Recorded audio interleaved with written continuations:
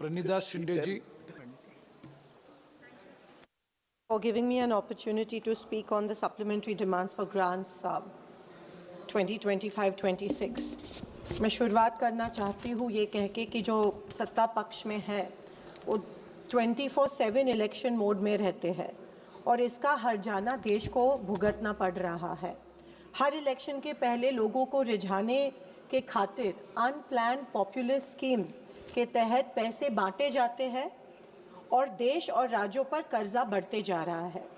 आज देश में पैदा होने वाला हर एक बच्चे के सर के ऊपर पैदा होते ही करीब 1.25 लाख रुपए का कर्ज हो जाता है। ये है इस बीजेपी सरकार की देन। स्पीकर साहब, मैं शुरू करना चाहती हूँ हमारे महाराष्ट्र में जो फ्लड्स आए, जो बाढ़ आई, उसके बारे में। शर्मनाक चीज़ ये है कि अभी तक हमको पता नहीं कि केंद्र शासन ने महाराष्ट्र सरकार को पैकेज डिक्लेयर किया है कि नहीं। जब बाढ़ आई, जब बारिश हुई, उसके बाद में सेंट्रल गवर्नमेंट से एक टीम भेजी गई थी महाराष्ट्र में, लेकिन महाराष्ट्र के मंत्री कहते हैं कि उनको अभी तक पैकेज मिला नहीं है और सेंट्रल गवर्नमेंट कह रहा है कि महाराष्ट्र गवर्नमेंट ने अभी तक प्रपोजल भेजा नहीं है, या महाराष्ट्र गवर्नमेंट प्रपोजल भेजना नहीं चाहती है सेंट्रल गवर्नमेंट के पास, या सेंट्रल गवर्नमेंट महाराष्ट्र के किसानों को अन्याय करके अभी तक पैसा देना नहीं चाहती है। इसके बारे में सेंट्रल गवर्नमेंट से हमें एक स्टेटमेंट अपेक्षित है कि एग्जैक्टली कितना पैकेज, कितने पैसे महाराष्ट्र के किसानों को मिलने वाले हैं। महाराष्ट्र का किसान आज सुसाइड कर रहा है, आत्महत्या कर रहा है, कर्जे का बोझा उसके सर पे चढ़ रहा है। हमने मांग की थी कि हर एक किसान को 50,000 रुपीस पर हेक्टेयर मिले, लेकिन जिस तरह सीएम ने पैकेज अनाउंस किया, जोक हो रहा है, महाराष्ट्र के किसान का मजाक उड़ा रहे हैं। स्पीकर महोदय, एक किसान के खाते में सिर्फ 6 रुपए जमा हुए, सिर्फ only 6 rupees were deposited in a farmers account. और ऐसे शर्मनाक तरह से मजाक महाराष्ट्र के किसानों का सेंट्रल गवर्नमेंट और महाराष्ट्र गवर्नमेंट कर रही है। हमने मांगे थे 50,000 रुपए हेक्टेयर, वो तो नहीं मिले। फिर हमने मांगा था कि जो नदी के किनारे जो गांव है उसका पुनर्वसन होना चाहिए, वो रिहैबिलिटेट होने चाहिए, क्योंकि हर वक्त जब बाढ़ आती है तब ये पूरे के पूरे इनका जो पूरा संसार जो होता है वो उनके आंखों के सामने बह जाता है। कम से कम 3 या 4 साल लगते हैं हर एक किसान को, जब उसके आंखों के सामने उसका खेत बह जाता है 3 या 4 साल लगते हैं उभरने को और वापस उसमें उसकी फसल जो है वो डालने को। इसके लिए इसके क्राइटेरिया अलग होने चाहिए। खेत जो बह गया है या जमीन जो इरोड हो गई है, इसके क्राइटेरिया अलग होने चाहिए। लेकिन सरसकट हमने तब मांगा था कि वेट ड्राउट डिक्लेयर हो, लेकिन वेट ड्राउट डिक्लेयर नहीं हुआ। वेट ड्राउट अगर डिक्लेयर होता तो किसानों के कर्ज माफ हो जाते, तो स्कॉलरशिप्स जो मिले हैं बच्चों को, एजुकेशनल लोन्स जो मिले हैं वो माफ हो जाते हैं। लेकिन महाराष्ट्र गवर्नमेंट ने ये किया नहीं, क्योंकि सेंट्रल गवर्नमेंट ने शायद महाराष्ट्र गवर्नमेंट को एड नहीं दी की। स्पीकर महोदय, जब अकाउंट में पैसा जमा होता है तो केवाईसी करना पड़ रहा है किसानों को। साल में 4 बार केवाईसी करना पड़ रहा है। साल में किसानों को 4 बार साबित करना पड़ रहा है कि वो मरे हुए हैं या जिंदा है।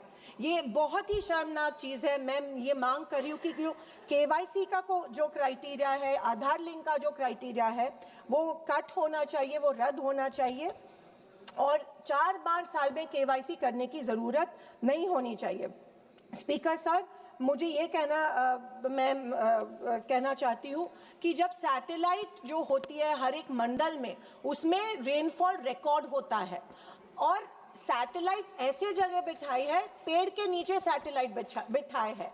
पूरे मंडल में 65 मिलीमीटर से ज़्यादा रेनफॉल होता है, लेकिन क्योंकि वो जो सैटेलाइट है वो पेड़ के नीचे बिठाई गई है, वो रिकॉर्ड ही नहीं करती और कहते हैं कि 0 रेनफॉल हुआ है। और इसीलिए उस मंडल को वो जो पैकेज है उसमें बिठाया नहीं जाता है और उस मंडल के में जितने गांव आते हैं उन गांवों के सब किसान इससे वंचित हो जाते हैं। ये बहुत बड़ा प्रॉब्लम इस बार महाराष्ट्र में हुआ है किसानों। और सबसे शर्मनाक बात ये हुई है कि हाल ही में सीएम रिलीफ फंड जो होता है उसमें कोई अपना पेंशन देता है, अपनी सैलरीज देता है। सीएम रिलीफ फंड में महाराष्ट्र के किसानों के लिए 100 करोड़ रुपए कलेक्ट हुए थे, लेकिन वो 100 करोड़ रुपए में से महाराष्ट्र के किसानों को, सर 5 मिनट्स प्लीज, महाराष्ट्र के किसानों को 2 minutes सिर्फ 75,000 रुपए, सिर्फ 75,000 दिए गए। इतनी मतलब बाकी का पैसा सीएम रिलीफ फंड से गया कहाँ है?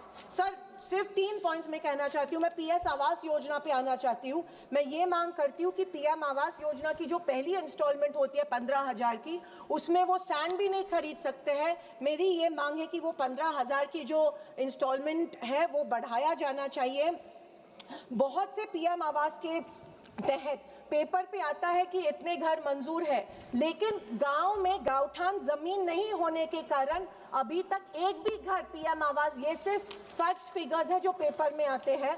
मैं ये चाहती हूँ कि दीन दयाल उपाध्याय में जो 1 लाख की जो क्वांटिटी है वो अमाउंट है वो बढ़ाया जाए, क्योंकि 1 लाख में वो जमीन खरीदी नहीं कर सकता। सर प्लीज, और मैं रेडी रेकनर के हिसाब से ये नहीं मिलना चाहिए। मैं ये कहती हूँ पीएम ग्राम सड़क योजना, सर जस्ट लास्ट, पीएम ग्राम सड़क योजना में पिछले 2 साल से महाराष्ट्र में एक भी रास्ता नहीं गया है, क्योंकि 2011 के सेंसस के तहत वो ले रहे हैं। 2011 के सेंसस के बाद अगर सेंसस नहीं, क्योंकि 2 विलेजेस कनेक्ट नहीं हो सकते sir.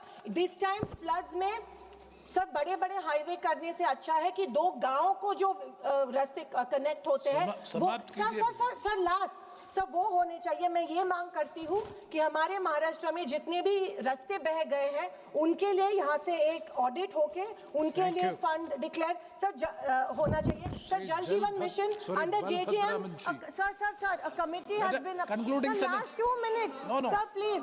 Sir Jal Jeevan mission there is a major corruption in Maharashtra. इसके वजह से कमिटी ने 46% प्रपोज किया है कट, सेंटर का कट महाराष्ट्र में कट, क्योंकि इतना बड़ा नुकसान, उतना बड़ा वहां पे करप्शन हुआ है। सर सैनिटेशन वर्कर्स के बारे में बालभद्र मंत्री, no, you conclude with the final sentence, please. Okay, sir, I'm finishing. Sir, sanitation workers को पहचाना नहीं जाता है। You are going other points. As per Namaste scheme, 0 provision has been made. I urge कि sanitation workers के लिए बनाना चाहिए। And sir, DLCC में कलेक्टर को अथॉरिटी मिलनी चाहिए कि वो